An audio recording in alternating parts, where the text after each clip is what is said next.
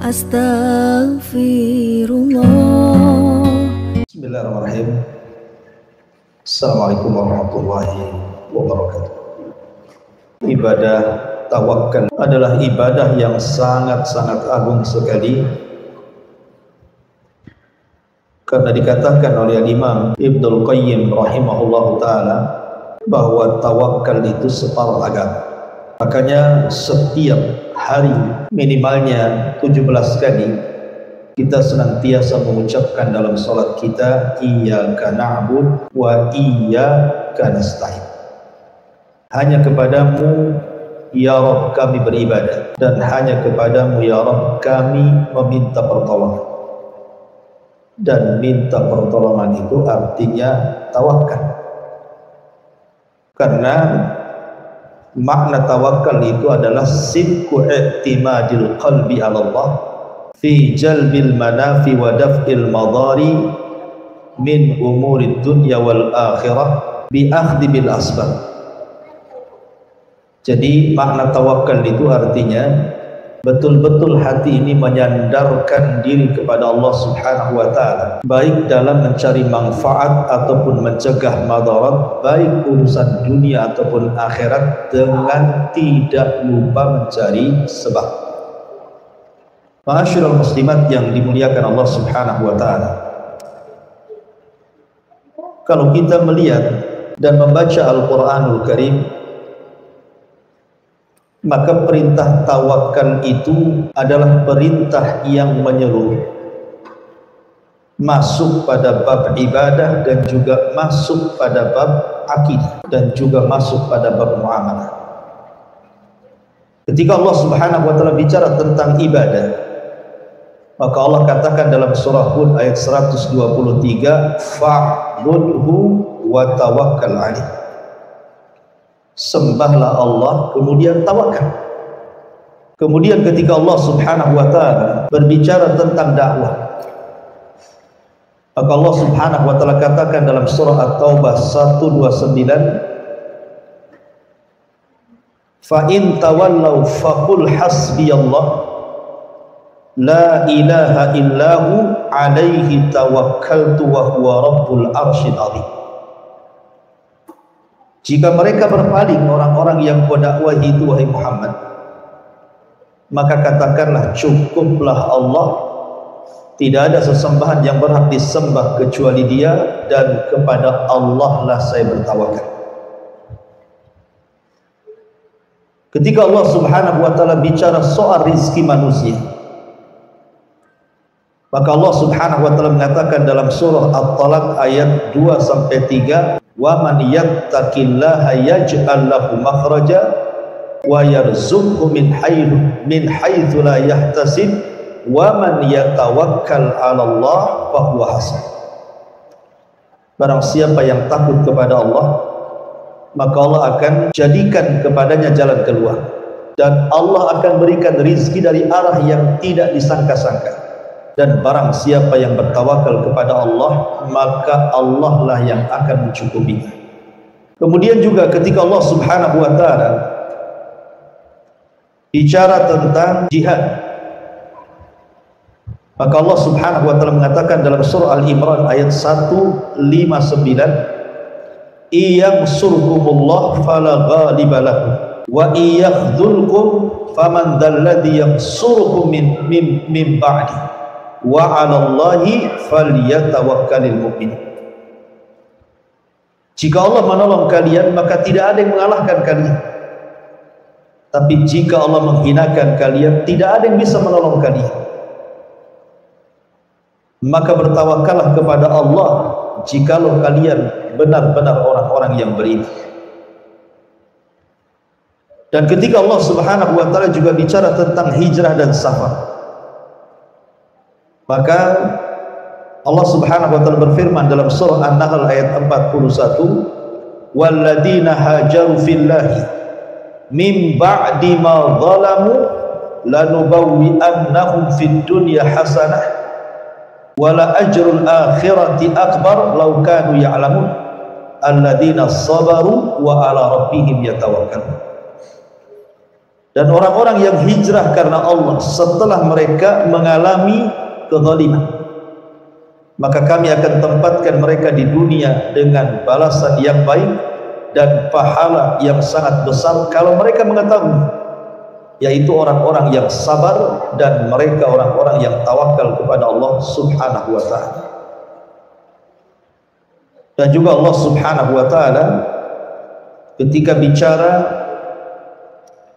tentang al-uhud wal mawathiq, perjanjian-perjanjian, maka demikian juga dalam surah Yusuf ayat 66 Allah memerintahkan kita untuk bertawakal, dan secara umum Allah katakan wa man yatawakkal 'ala Allah fahuwa hasbuh. Maka siapa yang bertawakal kepada Allah, maka cukuplah Allah sebagai pelindung. Dari ayat-ayat ini yang kita baca, jadi tawakal itu mencakup semua aspek kehidupan, baik bicara ibadah ataupun muamalah. Karena siapapun yang hidupnya menyandarkan diri kepada Allah,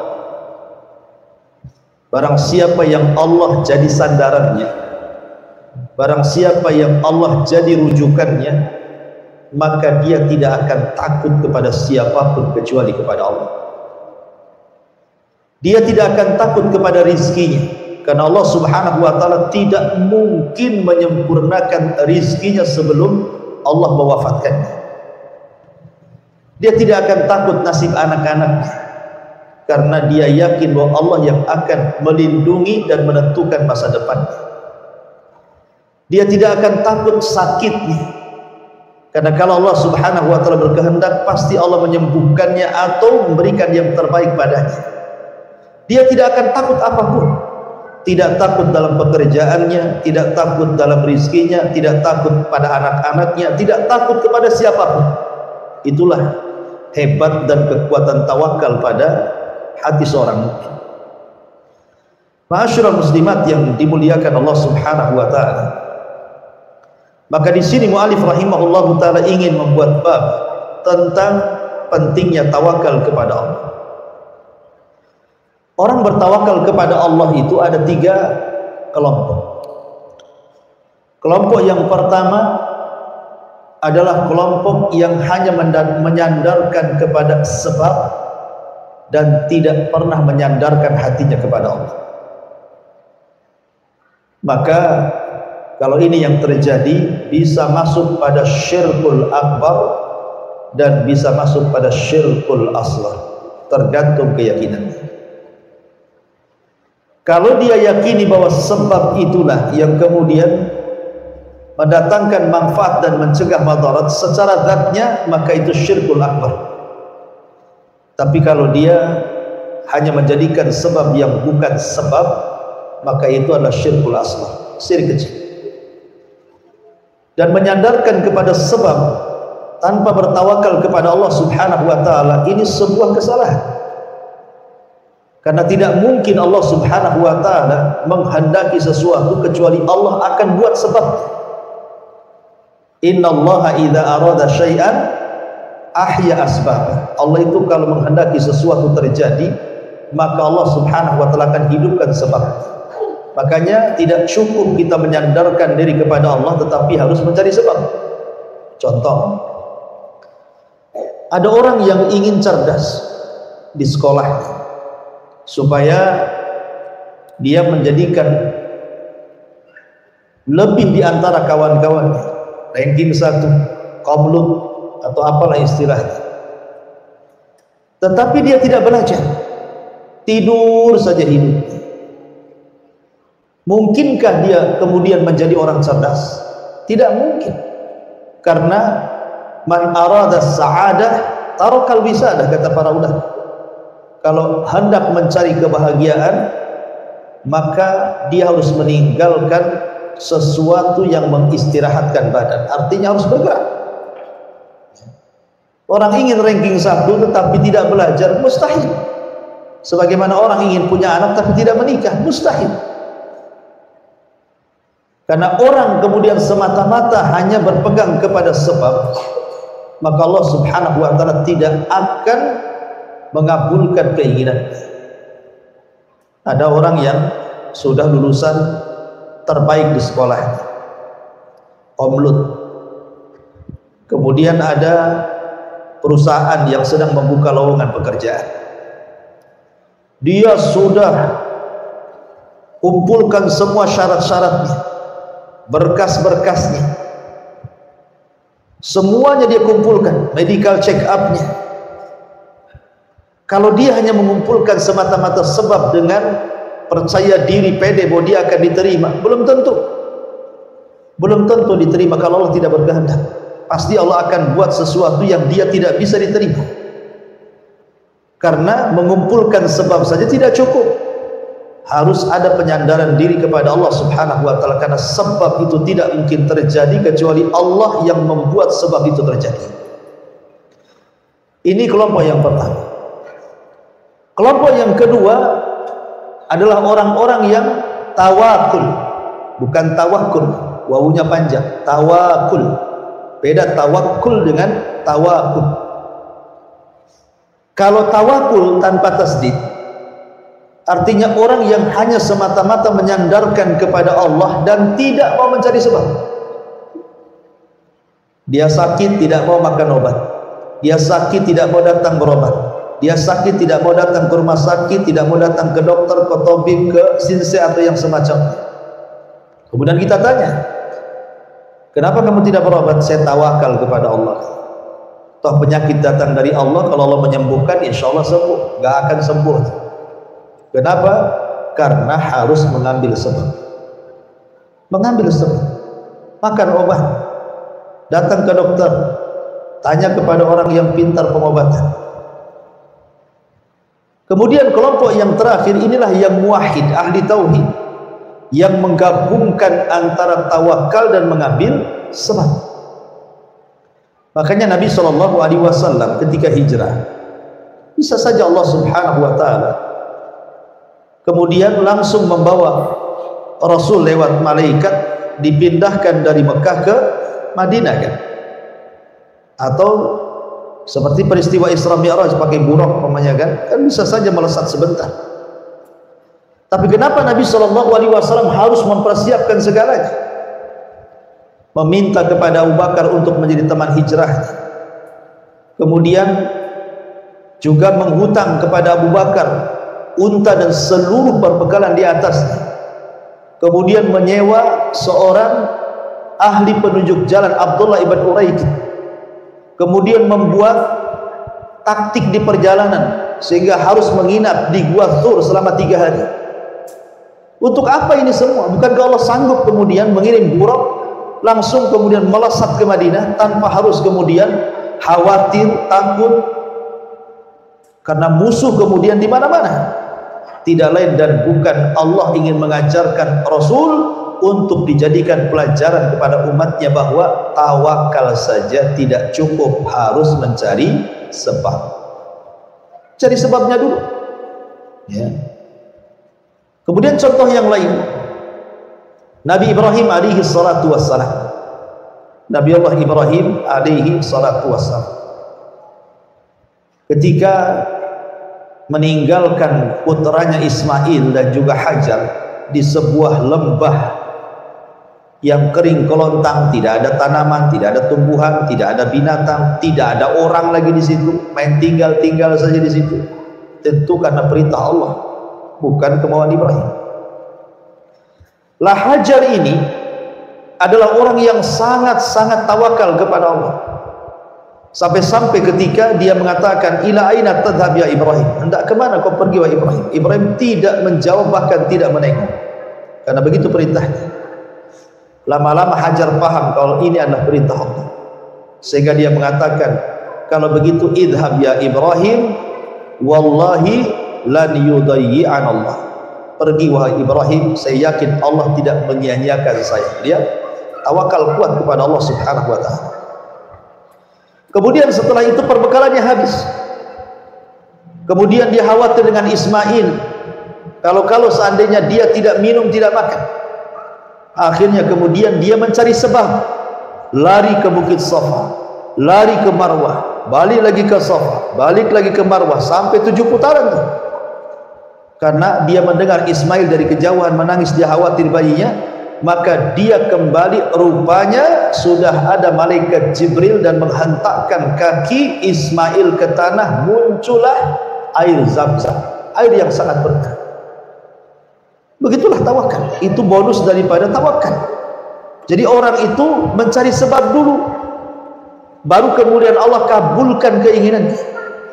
Makanya harus mencari sebab. Seperti Nabi Musa, ketika dia dikejar oleh tentara Firaun, kemudian Bani Israel bingung, di depannya lautan, di belakangnya pula tentara Firaun. Kemudian orang-orang mengatakan, innalah mudrakun, wahai Musa, mereka sudah melihat kita, kemana kita pergi? Maka Allah subhanahu wa ta'ala gambarkan, Allah katakan di dalam Al-Quranul Karim, fatawakkalu in kuntum mu'minin. Maka Musa mengatakan kepada Bani Israel, bertawakallah kalian jika kalian orang-orang yang beriman. Kemudian Musa mengatakan, tenang saja, inna ma'iya rabbi sayahdin. Kebersamaan Allah dengan kita pasti tidak mungkin menyia-nyiakan kita, pasti Allah akan carikan jalan keluar.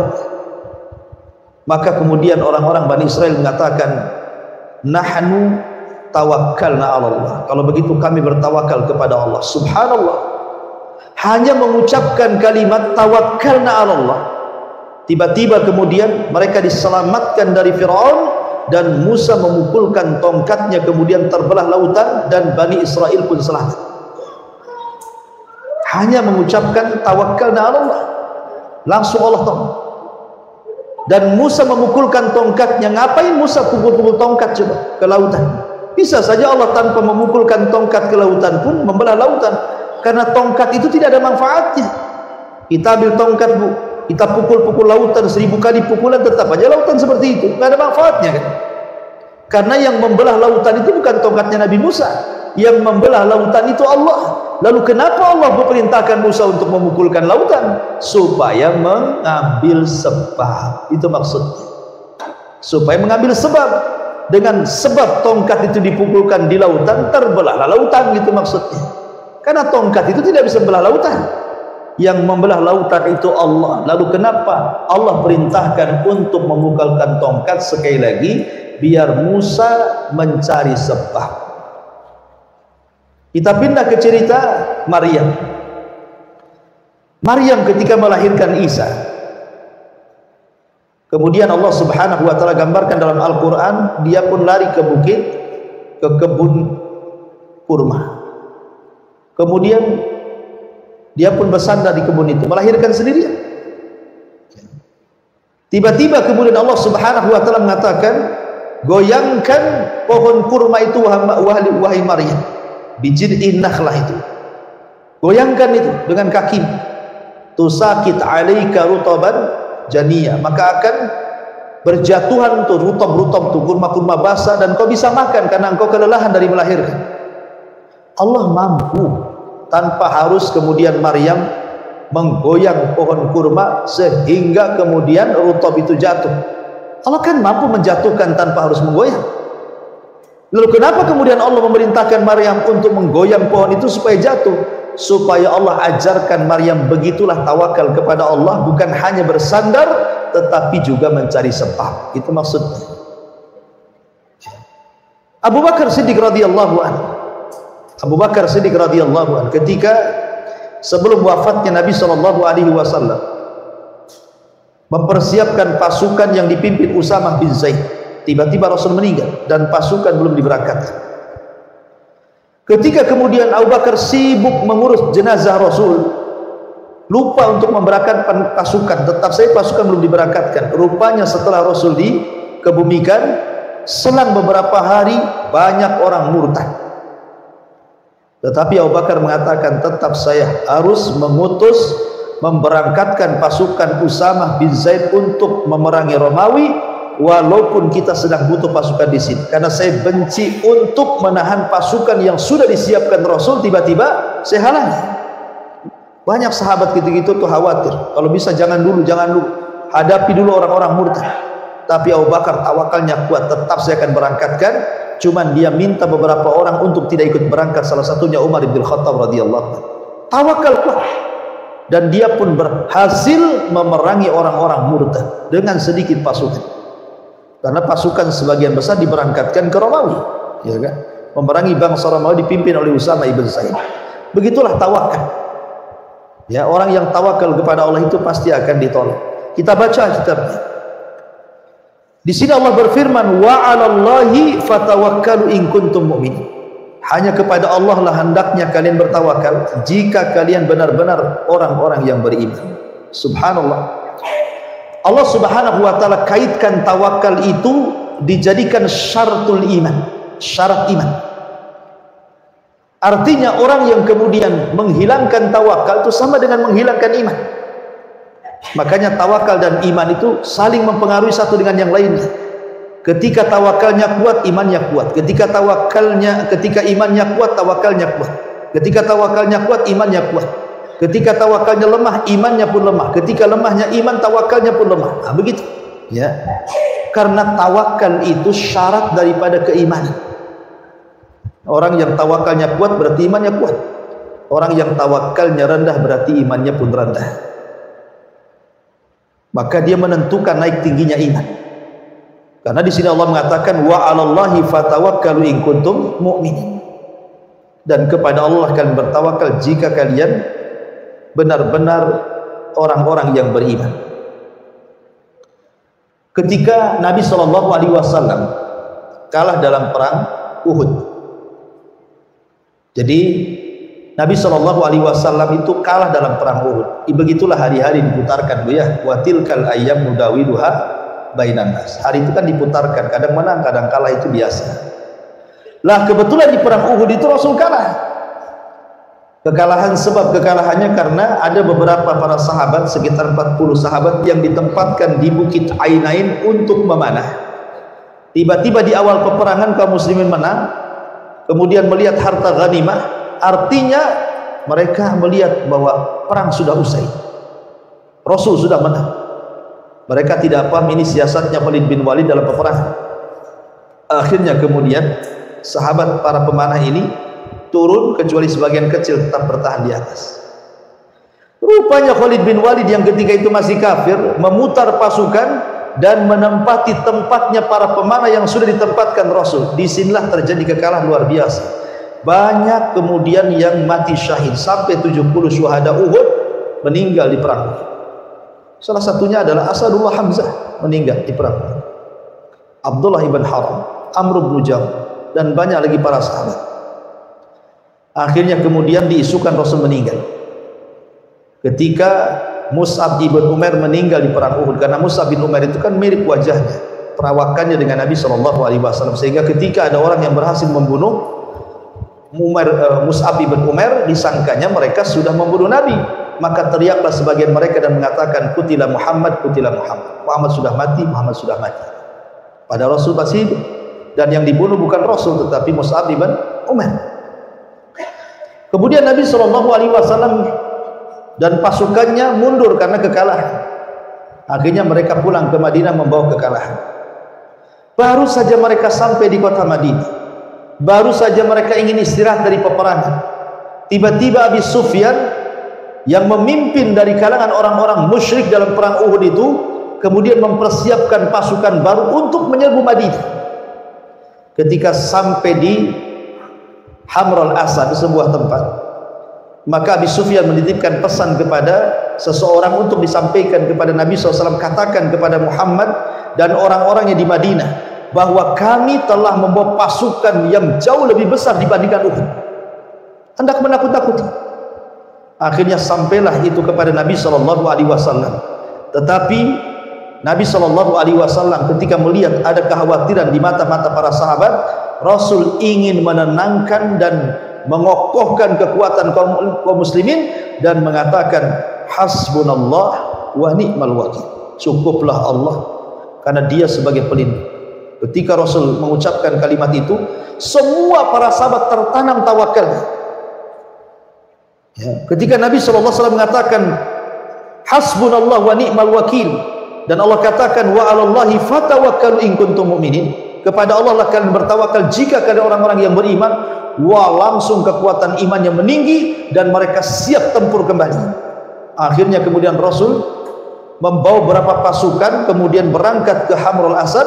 Sampai di sana rupanya musuh sudah lari ketakutan. Padahal mereka yang awalnya menakut-nakuti Nabi SAW, tetapi tiba-tiba mereka pula yang kemudian takut dengan Rasul SAW dan para sahabatnya. Itulah di mana bentuk tawakal itu bisa memberi rasa takut kepada musuh Allah Subhanahu wa taala. Baik, ma'asyiral muslimat yang dimuliakan Allah Subhanahu wa taala. Allah mengatakan di sini, innamal mu'minuna alladzina idza dzukirallahu wajilat qulubuhum wa idza tuliyat alaihim ayatuhu zadatkum imanan wa ala rabbihim yatawakkalun. Sungguh orang-orang yang beriman apabila dibacakan kepada mereka atau disebut nama Allah, gemetar hati mereka. Karena seorang mukmin begitu Bu ya, apabila diingatkan tentang Allah mereka menangis, apabila ditakut-takuti tentang azab Allah mereka takut, apabila dibacakan ayat-ayat Allah bergetar hati mereka. Itulah sifat-sifat orang yang beriman ya. Kemudian Allah katakan wa idza tuliyat alaihim ayatu, apabila dibacakan kepada mereka ayat-ayat Allah Al-Quran, zadatkum iman, bertambah keimanan mereka, wa ala rabbihim yatawakkalun, dan menambah tawakal mereka kepada Allah Azza wa Jalla. Begitulah seorang mukmin harusnya senantiasa membesarkan tawakal. Imam Ibnul Qayyim tadi saya katakan dari awal bahwa tawakal itu separuh daripada agama. Akan tetapi tawakal itu bukan hanya bahasa yang bisa kita ucapkan dengan mudah, Bu. Saya tawakal kepada Allah. Karena praktek di lapangan itu berat. Makanya kenapa balasannya juga hebat. Allah menjadikan orang-orang yang bertawakal itu di antara orang-orang yang masuk surga tanpa hisab dan adab. Allah masukkan orang-orang yang bertawakal kepada Allah adalah orang-orang yang masuk surga tanpa hisab dan adab. Sebagaimana Nabi SAW mengatakan bahwa di antara umatnya ada 70.000 orang yang masuk surga tanpa hisab dan adab. Salah satu cirinya adalah bertawakal kepada Allah. Wa ala rabbihim yatawakkalun. Demikian besarnya gitu ya. Orang bertawakal kepada Allah itu sampai pahalanya luar biasa. Iya, karena tawakal itu menyempurnakan tauhid. Tawakal itu menyempurnakan tauhid. Karena orang tidak tawakal lemah tauhid. Kemudian Allah Subhanahu wa taala berfirman, ya ayyuhan nabi hasbukallah wa manittaba'aka minal mu'min. Wahai Nabi, cukuplah Allah menjadi pelindung bagimu dan bagi orang-orang yang beriman yang mengikuti. Di sini Allah Subhanahu wa taala merintahkan Rasul untuk menjadikan satu-satunya tempat sandaran adalah Allah. Makanya ketika Nabi SAW pulang dari Taif, pernah kisah saya ceritakan. Nabi dilempari oleh orang-orang Taif, mulai dari anak-anak, perempuan, orang dewasa, laki-laki, orang tua, satu kampung melempari Rasul dengan macam-macam lemparan, dengan batu, dengan kayu, pokoknya yang bisa menyakiti Nabi. Sampai Nabi pun terusir 1 mil dari Taif. Kemudian Nabi SAW hanya bisa berdoa, Allahumma ashku dha'fa quwwati wa qillata hilati wa hawani 'alan nas. Anta rabbul mustad'afin wa anta rabbul alamin wa anta rabbi wa rabbul alamin. Kata Nabi SAW, Allahumma ashku dha'fa quwwati, ya Allah, aku hanya mengadu atas kelemahan kekuatan, wa qillatah hilati, dan sedikit kemampuanku untuk berdakwah, dan manusia tidak menghormati aku. Engkau Rabb orang-orang lemah, engkau Rabbku dan Rabb seluruh alam semesta. Tetapi Rasul mengatakan, illam takun alayya sakhatun fala ubali, selama engkau tidak murka kepadaku atas apa yang mereka lakukan kepadaku, aku tidak peduli. Maknanya dalam kondisi genting seperti ini, Rasul masuk Mekah tidak bisa karena sudah diancam 18 kabilah akan dibunuh. Balik lagi ke Taif disakiti. Lalu apa yang bisa dilakukan Rasul? Bersandar kepada Allah. Maka dalam tempo-tempo tertentu, Bu, Ketika ibu kesulitan gitu ya, kesulitan ekonomi, kesulitan kesehatan, ada konflik, ada masalah Bu ya. Kalau ingin diurai permasalahannya, lekas-lekas, cepat-cepat sandarkan punggung ibu kepada Allah. Karena hanya itu yang bisa kita lakukan.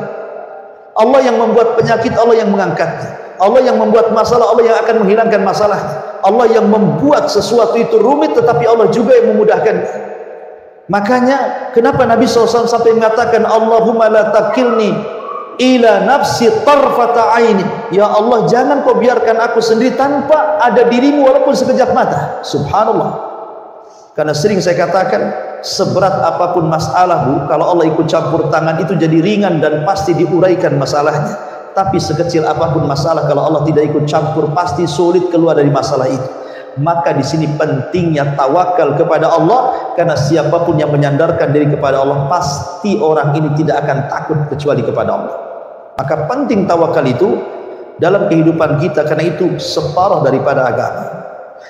Maka Allah Subhanahu wa taala juga mengatakan di sini, "Wa man yatawakkal 'ala Allah fa huwa hasbuh." Barang siapa yang bertawakal kepada Allah, niscaya Allah akan mencukupi semua keperluannya. Ya. Jadi siapa yang bertawakal kepada Allah Subhanahu wa taala, niscaya Allah akan penuhi keperluannya.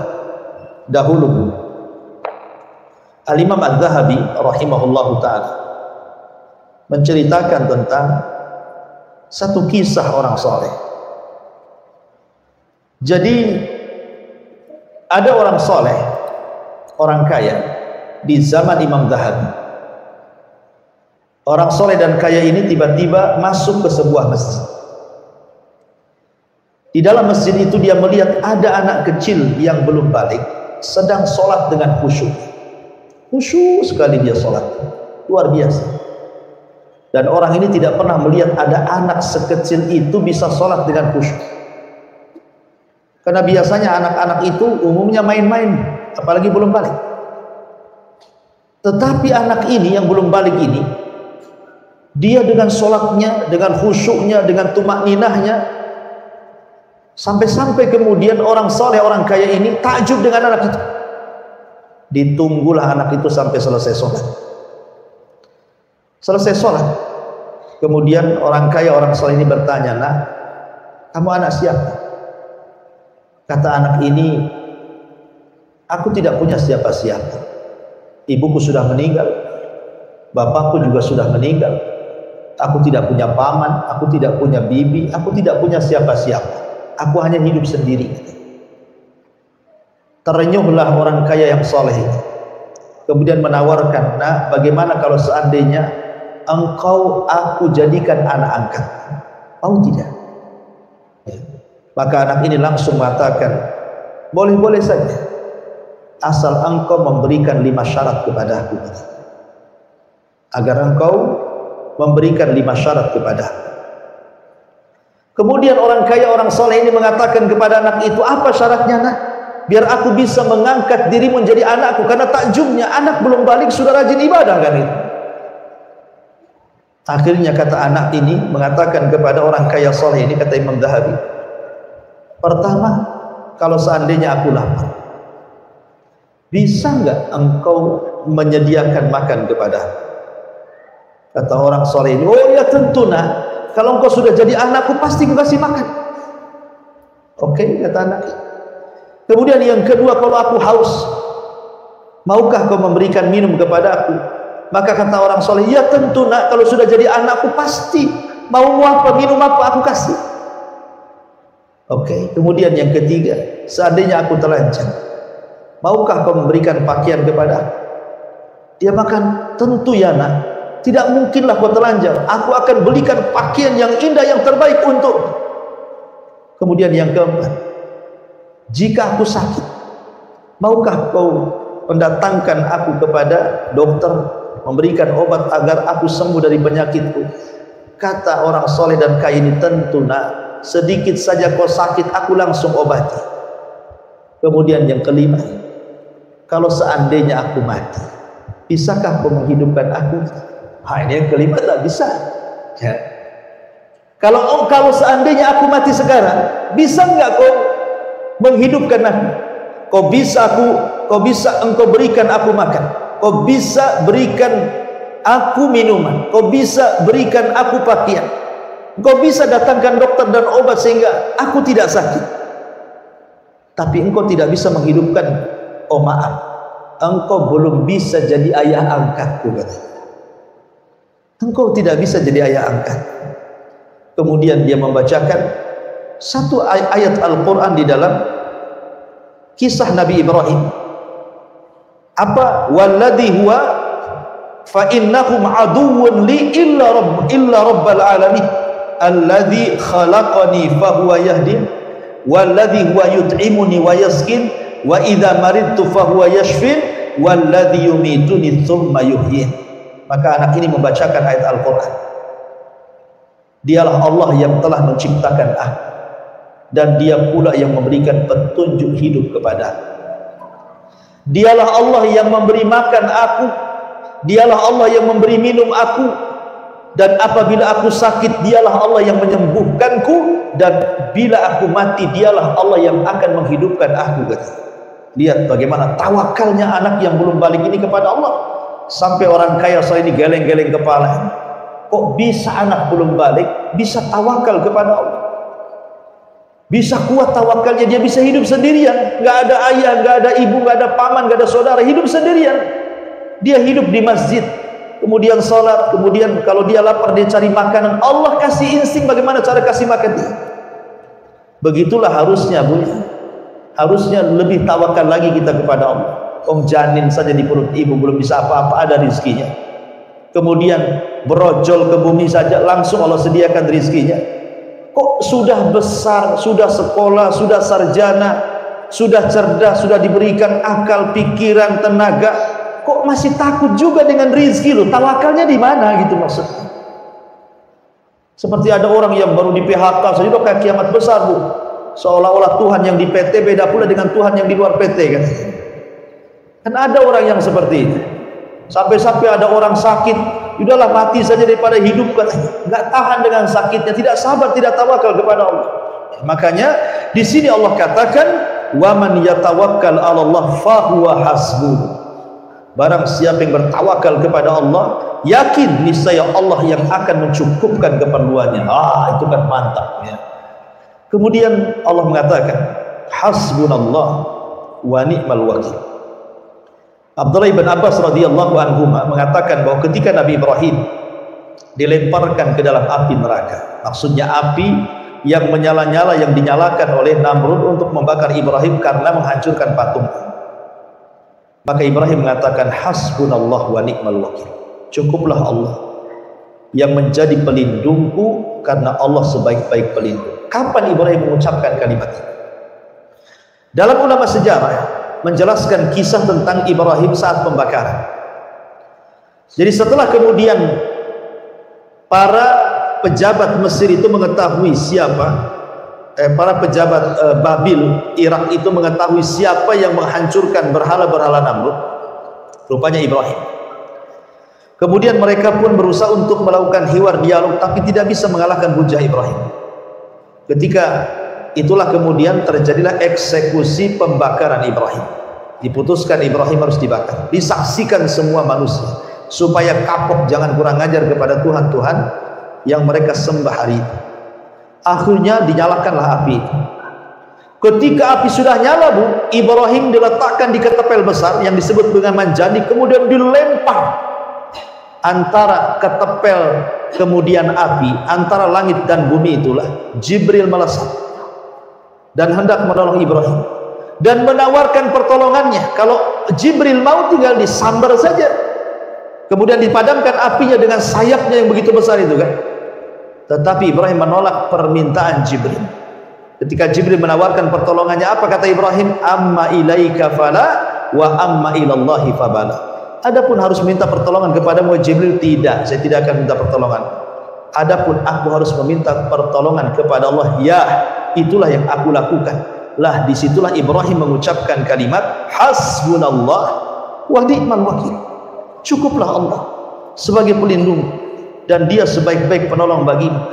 ketika Ibrahim semata-mata mengucapkan kalimat hasbunallah wa ni'mal wakil, tiba-tiba turun perintah dari Allah, kul ya naru kuni bardan wa salaman ala Ibrahim. Katakan ya Ibrahim kepada api yang akan menghantammu itu, wahai api, dinginlah, dinginlah, selamatkan Ibrahim. Maka Ibrahim masuk ke dalam api, yang terbakar hanya tali yang mengikat tangannya dan yang mengikat kakinya. Ketika ada yang mengatakan seminggu, ada yang mengatakan 1 bulan, kemudian api itu padam. Allah lindungi Ibrahim di dalam api itu. Ketika manusia kemudian mencari-cari jasad Ibrahim, karena abunya menumpuk satu gunung, dikorek-korek, rupanya Ibrahim sedang sholat.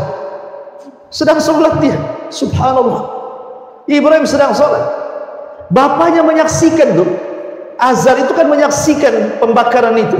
Ketika melihat anaknya selamat, apa kata Azar? Ni'mar rabbuka ya Ibrahim.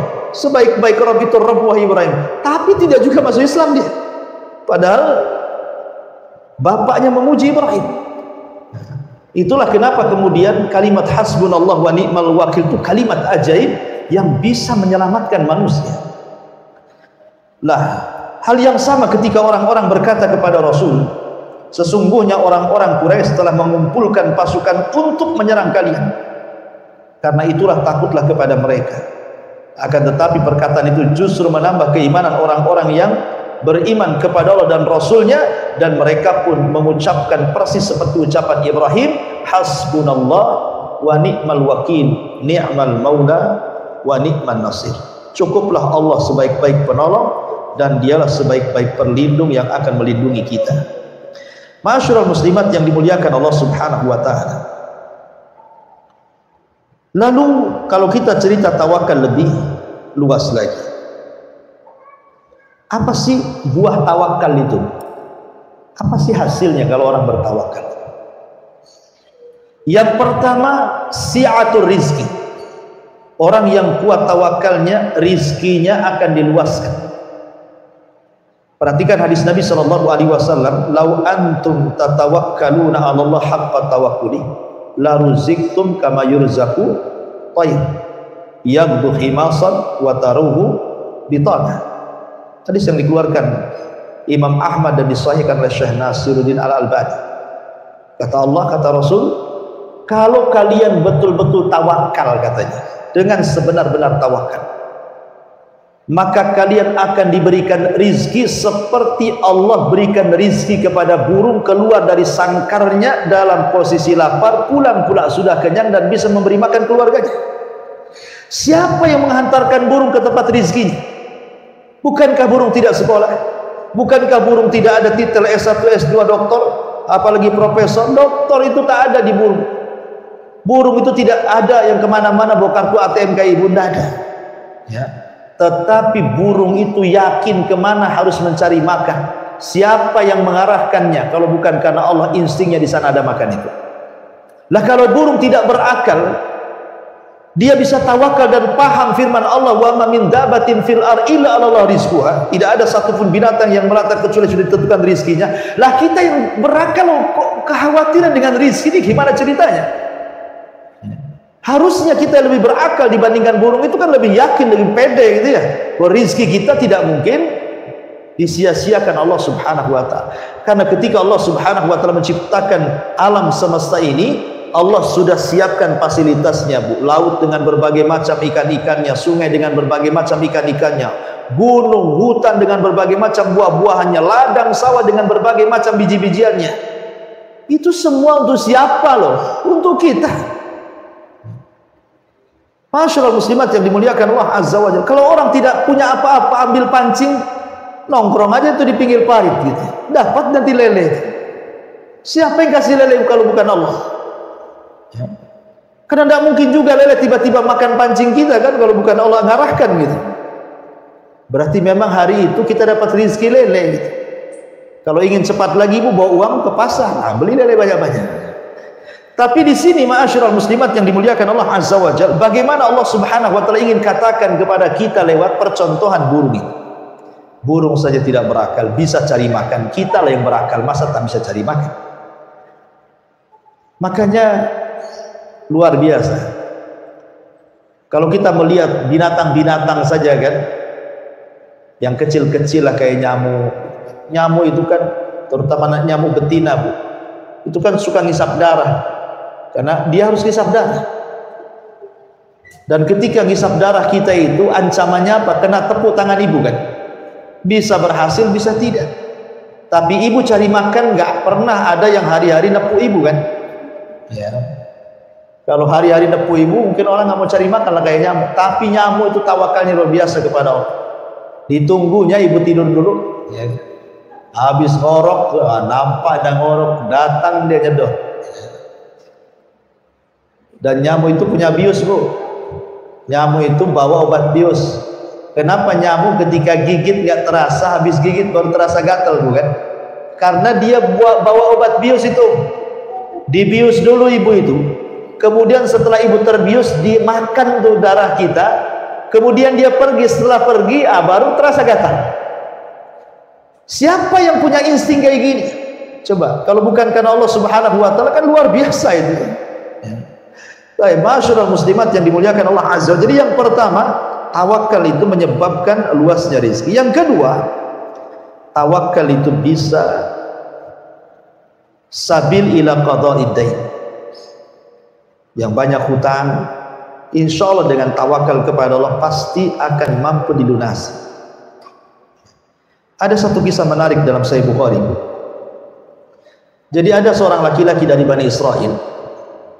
Dia berbincang dengan Bani Israel yang lainnya untuk meminjam uang sebanyak 1000 dinar. Jadi mau pinjam uang sesama kawan Bani Israel berapa? 1000 dinar, 1000 dinar. Kemudian yang satu yang punya uang, yang hendak memberikan pinjaman uang itu bertanya, saya ngasihkan uang kepadamu itu siapa saksinya? Ya hutang piutang kan harus ada saksi. Orang ini mengatakan, kafa billahi syahidan, cukuplah Allah yang jadi saksi. Kalau begitu, fa'tini bi al-kafir. Kalau memang tidak ada saksi, siapa yang akan menjamin? Maka orang ini mengatakan, kafa billahi kafir, cukuplah Allah yang jadi penjaminnya. Ya. Akhirnya orang yang punya duit mengatakan, shadaqta, kau benar. Nih saya kasih 1000 dinar. Saksinya Allah, penjaminnya Allah. Tawakal. Akhirnya kemudian terjadilah transaksi utang piutang dengan waktu yang sudah ditentukan. Ketika sudah pada waktunya, waktu pembayaran, akhirnya kemudian dia pun hendak mengantarkan uang ini. Masalahnya dari tempat dia ke tempat yang punya uang itu terlintas satu sungai yang harus diseberangi. Akhirnya kemudian sampailah dia di pinggir sungai, rupanya kapal yang menyeberangkan sudah tidak ada lagi. Sementara dia harus memberikan uang itu hari itu juga. Kalau dia menunggu kapal baru sampai besok, karena dia sudah amanah. Ya, sudah sampai waktunya dia bayar. Masalahnya tidak ada kapal yang bisa menyeberangkan. Dia takut kepada Allah Subhanahu wa taala. Akhirnya dia berinisiatif mengambil kayu. Dia berjalan ke arah jauh dari sungai, ya, melawan arus, kemudian mencari kayu bakar, kemudian dibelah, uangnya diletakkan dalam kayu, kemudian diikat, kemudian dia mengatakan kepada Allah, inni tawakkaltu ala Allah. Aku bertawakul kepadamu ya Rabb. Aku takut denganmu. Aku sudah punya janji hari sini aku bayar, tapi aku tidak bisa lagi. Maka aku serahkan, mudah-mudahan ini sampai kepada orang yang punya uang. Dilempar kayu itu di sungai, hanyut kayu itu. Ya. Kemudian di seberang sana orang yang punya uang itu sudah cemas-cemas, kok nggak datang-datang. Katanya hari ini mau datang, mau bayar katanya. Kok nggak datang-datang orang itu. Akhirnya ya sudahlah, dia pasrah kepada Allah. Udah hilanglah mungkin duit. Akhirnya daripada dia tidak pulang tidak bawa duit, maka sekalian dia akhirnya kemudian membawa kayu, cari kayu lah, ya, cari kayu bakar. Akhirnya kemudian dia nampak ada kayu besar hanyut, ya, ada kayu bakar hanyut. Kemudian setelah hanyut, nampak ini ada kayu bakar. Akhirnya kemudian orang ini pun mengambil kayu itu dan dibawa pulang. Ya. Jadi Kemudian setelah dibawa pulang dan hendak dipotong di rumahnya, Bu, tiba-tiba kemudian dia kaget, rupanya ketika dipotong, di ikatannya itu dilepas, kemudian kayunya terbelah menjadi dua, tiba-tiba ada uang di situ banyak, dan di situ ada surat. Rupanya setelah baca, itu surat dari orang yang dihutangi. Dia mengatakan alhamdulillah. Lihat bagaimana Allah Subhanahu wa taala membuat uang ini sampai, tapi jangan ditiru, Bu, ya. Ini kan cerita. Ya, kalau ibu tiru ya hanyut duitnya. Maksudnya begini, ini kan kisah orang dulu, gitu ya. Kisah orang dulu, seperti inilah orang itu amanah. Makanya Allah Subhanahu wa taala akan tolong karena dia tawakal luar biasa kepada Allah. Makanya Allah tolong, gitu ya. Dihanyutkan pun akhirnya sampai juga kemudian uang itu. Masya Allah. Taib. Kemudian yang ketiga, orang yang tawakal itu, setan tidak akan sanggup untuk menyesatkannya. Karena Allah yang mengatakan dalam surah An-Nahl 99, innahu laisa lahu sultan 'alal ladzina amanu wa 'ala rabbihim yatawakkalun. Tidak ada kuasa bagi setan terhadap orang-orang yang beriman dan orang-orang yang bertawakal. Karena setan itu, Bu, selalu datang ke ibu kemudian membisikkan di telinga ibu, Allah jangan berinfak, ya'idukumul faqra wa ya'murukum bil fahsya. Kemudian memberikan was-was, jangan infak nanti fakir, kemudian disuruh melakukan hal-hal yang mungkar. Ketika ibu lawan, tetap tawakal kepada Allah. Saya yakin kalau saya infak, Allah akan ganti 700 kali lipat. Bismillah, tawakal Allah. Maka setan akan menggigit jarinya. Oh, tidak bisa digoda orang di rupanya, ya. Jadi setan tidak mungkin dekat-dekat. Termasuk juga tawakal itu yudhibut tasya'uf, bisa menghilangkan perasaan was-was. Ya, was-was itu, Bu. Contoh umpamanya ibu mau pulang, mau berniaga, mau bertamu, mau kemana lah pokoknya bersama suami. Tiba-tiba kemudian tanpa disadari motor ibu nabrak kucing. Matilah kucing itu, ketabrak ibu. Kemudian tiba-tiba ibu takut karena ada keyakinan di masyarakat kalau nabrak kucing maka kucingnya harus difardu kifayahkan, katanya. Harus dimandikan, dikafankan, dikubur di tamiang, katanya. Baru nanti nggak akan ada kecelakaan. Ya. Bu, kucing itu sama dengan binatang yang lain. Ibu nabrak kucing, nabrak ayam, sama aja hukumnya. Nggak ada bedanya, kan nggak sadar, nggak disengaja. Kecuali sengaja, jangankan nabrak kucing, nabrak ayam aja disengaja berdosa kita. Oh, disengaja kan gitu ya, apalagi ayam orang. Jadi kalau ibu tawakal, ini tidak apa-apa, ini bismillah aja terus, insya Allah nggak terjadi apa-apa itu. Nggak terjadi apa-apa karena tawakal itu yudhibut tasya'uf.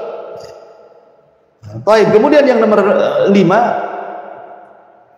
tawakal itu adalah satu jalan untuk masuk surga tanpa hisab dan azab. Tadi saya sudah jelaskan hadisnya bahwa di antara sifat-sifat 70.000 orang yang masuk surga tanpa hisab dan azab adalah wa ala rabbihim yatawakkal. Kemudian juga yang keenam, tawakal itu adalah jalan kemuliaan. Orang kalau bersandar kepada uang, uangnya hilang, hina dia. Orang kalau bersandar kepada perusahaan, perusahaannya bangkrut, selesai dia. Orang kalau bersandar kepada suami, suaminya mati, kawin lagi, katanya. Maksudnya begini, kalau orang menyandarkan kepada makhluk, Bu, makhluk itu masalah juga dengan ibu. Siapapun yang menyandarkan kepada makhluk itu pasti membawa kehinaan. Tapi siapa yang bersandar kepada Allah, tidak ada yang menghina dia. Ketika Allah mengangkat derajat ibu, satu dunia merendahkan, tidak mungkin terjadi. Ketika Allah sudah merendahkan, satu dunia mengangkat, tidak mungkin terangkat. Jadi tawakal itu mengangkat derajat manusia, ya. Kemudian yang nomor 7, Allah suka dengan orang-orang yang bertawakal. Allah itu paling senang dengan orang-orang yang bertawakal. Dan yang nomor 8, tawakal itu adalah alamat keimanan dan juga tanda keislaman.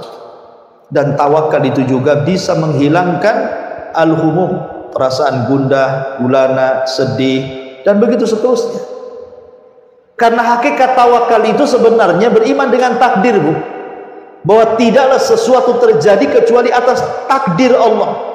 Sehingga ketika datang dunia tidak terlalu senang, ketika hilang dunia tidak terlalu sedih. Ketika dapat harta ya tidak terlalu senang, ketika hartanya hilang tidak terlalu sedih.